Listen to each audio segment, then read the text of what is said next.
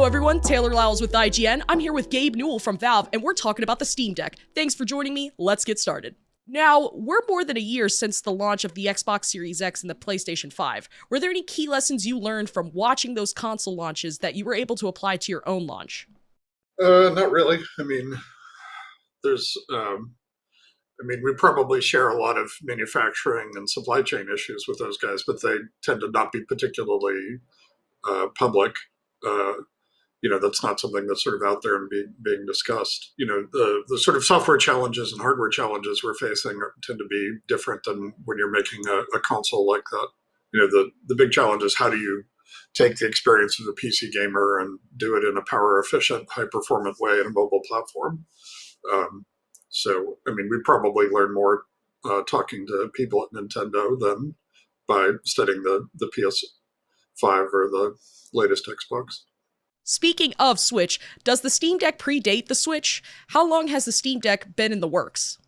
I think every gamer has wanted this for a really long time, right? I mean, anytime you start playing PC games, about a month after you do it, you say, why, where's my mobile version of this, right? I mean, projects to try and do this go back all the way to the 1990s. So what's really different this time is, we finally reached the point where you have the MIPS per watt that really lets you do this. There are a set of software and input challenges you have to go solve. But it's like one of those things. There was sort of before and after the iPhone, right? Up until then, you'd use a BlackBerry for these very application-specific things. But in terms of a general mobile computing device, that was sort of the transition point. Right now, we've reached the point where, you have a mobile gaming device that can pretty much do anything. And it only gets better from here on out for PC gamers. Obviously, we're shipping our hardware, but I think some of the key components key problems that we're solving are going to apply generally to lots of hardware manufacturers in the PC space. So I think we'll continue to ride forward sort of the price performance, manufacturing volume, power curves for the PC CPUs and GPUs. So I think that this is kind of a permanent extension of the PC gaming marketplace into these kinds of solutions. I've wanted one of these things for forever. I'm not going to say 30 years because it makes it sound really like a long time, but I think the core idea has just been around ever since, first time you played Doom, right? You were like, okay, when can I do this in a handheld mobile device? And the answer was a long time in the future. But now it's pretty much a solved problem for the PC marketplace in general. So I think we'll see a wide variety of hardware devices and continued innovation on the software and gaming side to take advantage of this. Now that you have it, how much time have you spent with the Steam Deck itself? Quite a bit. Right now I'm playing Final Fantasy. One of my sons got into Final Fantasy, and I sort of got burned out on World of Warcraft. Like I got to the point where like they'd introduce a new level cap and I'd be like, and then I'd like start playing for about 10 minutes and my brain would melt down. So I haven't played an MMO for a while, but one of my sons was into Final Fantasy and he was mad at the people he'd go raiding with. So he was like, okay, I need a minion, Dad. Come be my minion. Be my healer who doesn't let me die when I'm tanking. So I started playing with him, and then I've been playing a ton of it on the deck. With the ongoing shortages and price increases of graphics cards, do you think that the Steam Deck will help fill that gap right now? I think if you're just looking at the deck purely as a high-performance, low-cost computing device, ignoring the fact that it plays games, it's a pretty good bargain, right? I mean, if you just view it through that lens. So for a lot of people who are interested in getting into PC gaming, we worked really hard on there was a lot of work and a lot of sort of pain that went into hitting that price point for the entry-level device. I think that's going to be super attractive to people who are looking to get into PC gaming. So I think that's a good point and part of the reason that we work to make sure that we could service people in that market. In terms of competing or sort of filling a void, I think part of the problem, though, is that we're probably going to increase demand at the same time that we're increasing supply. So I'm not sure how much, we're going to solve the shortage problems because a bunch of people are going to be buying, at the end of the day, it all comes out of the same silicon wafers, right? Whether it's an automotive, CPU or a GPU or the components going into a deck. And it's not really that there are supply shortages. It's this, that the demand ever since COVID hit has just skyrocketed, right? I mean, if you just talk to anybody in the CPU or GPU business, they can't believe where all of these PC customers are just, jumping out of the walls to buy more devices.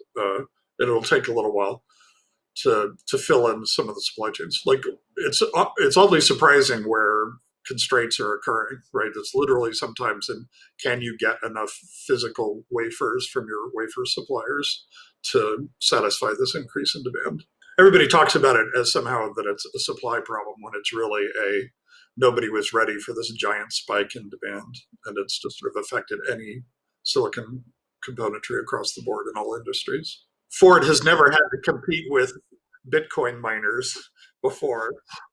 They're like, oh my God, people would rather mine Bitcoin than buy trucks. Who'd have thunk? So just waiting for those sorts of capacities to increase. Based on the demand you've seen, is there a possibility in the future that the Steam Deck will increase in price? We don't expect it to, right? I mean, part of what you do with pricing is you're kind of making a promise to customers, and I don't really see us changing. I mean, the same thinking that went into our pricing structure hasn't really been impacted. Probably the biggest thing on the pricing side is that far more people are buying the most expensive SKU than we expected. And what that tells us is that we should continue to look at higher end offerings as well.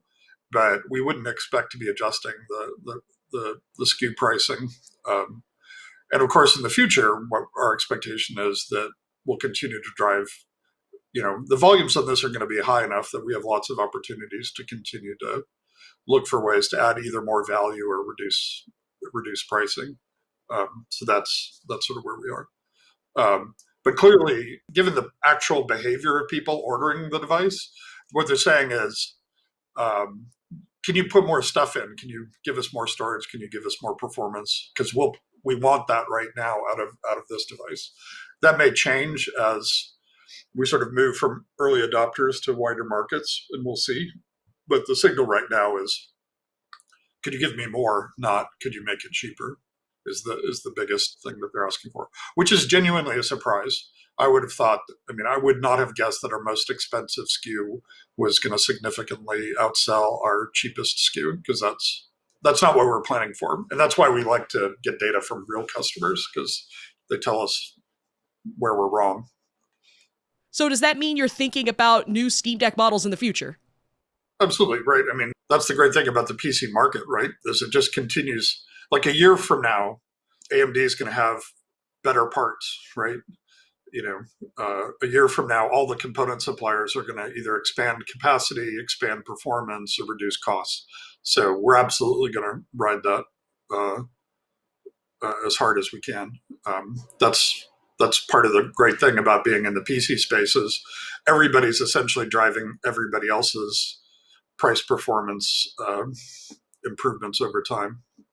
When we talked back when the Steam Deck was revealed, you said that the Steam Deck would continue to see support long into the future so long as the market responded positively. Based upon the numbers you've seen so far, is that true? Are you happy with the pre-order numbers you've received? Demand's a lot higher than we expected, so that's a good sign.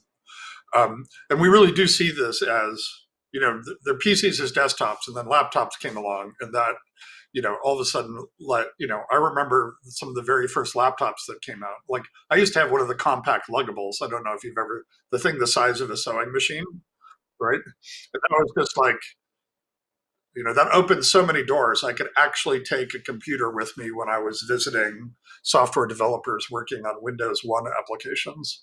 And even though when you look at it now, it was a preposterous product. Literally something designed to fit the space underneath an airplane seat. Yet it clearly meant that that was laptops were permanently in the future for all PC computing. I think similarly, we've reached the point now where as an industry as a whole, we can now build these solutions, which really haven't been possible before, right? So yeah, I see that extending into the future. And it's clearly an opportunity for us, for Valve, to be solving problems for our customers and for our software partners. So like when we sit down and we show this to, a software developer, they look at this and say, yes, this is great, right? You've given me everything I wanted. You're giving me the CPU cycles I need. You've given me all the input flexibility I need. Now just make a whole bunch of these and get a bunch of other OEMs to make a bunch of these, and we're all going to sell more software, right?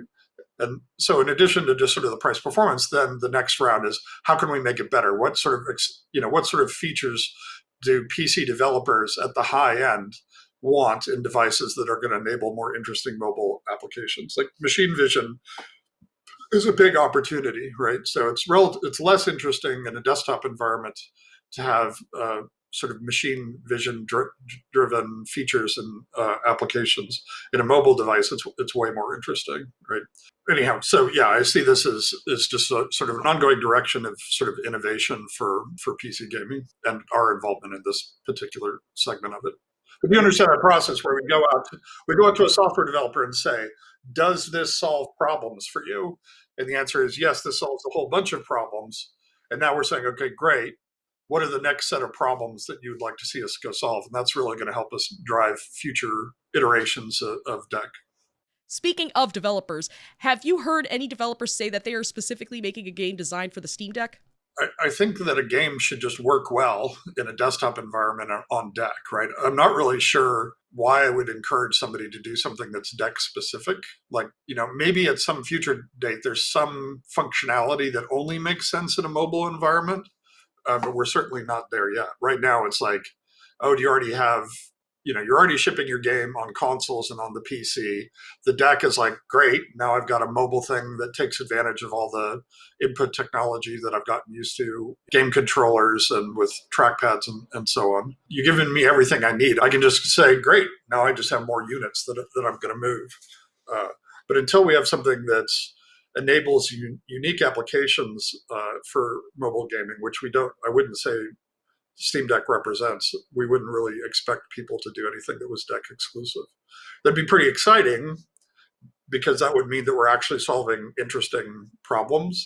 But, we're certainly not doing that yet. What has the feedback been on the Steam Deck size? I know there was a big focus on ergonomics, but people are definitely focused on how large it is. Do you think you went the right direction with the design? Yeah, I'm really happy with the physical dimensions of it and how people react to it. I mean, anytime you have a handheld device, people have very different size hands.